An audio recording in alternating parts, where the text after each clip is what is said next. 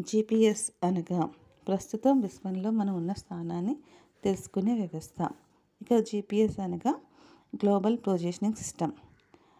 భూమి మీద ఉండే వస్తువులను గుర్తించడానికి ఇది చాలా ముఖ్యమైన సాంకేతిక వ్యవస్థ.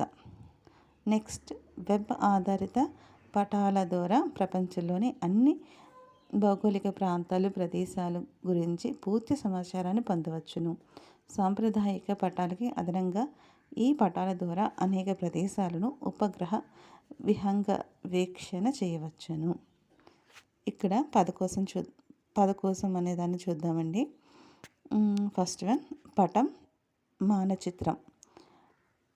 పటం లేక మానచిత్రం ప్రామాణిక కొలతలతో గీసిన పటం. పటం మానచిత్రం అంటే ఏంటి? ప్రామాణిక కొలతలతో గీసిన పటం. నెక్స్ట్ వన్ చిత్తుపటం. పరిశీలించిన స్థలాలు, సంకేతాలు గుర్తుంచుకొని స్కేలు లేకుండా గీసిన పటం. నెక్స్ట్ వన్ ప్రణాళిక. విస్తృతమైన స్కేలుపై చిత్రించిన చిన్న ప్రదేశాన్ని సూచించినది. Next one కొలబద్ద.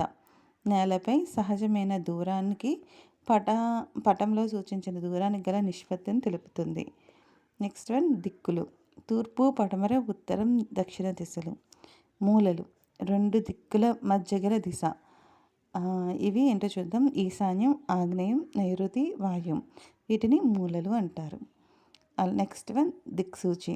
రెండు బిందువుల మధ్య దూరాన్ని కొలుచుటకు వృత్తాలు, రేఖలు గీయుటకు ఉపయోగించే పరికరం.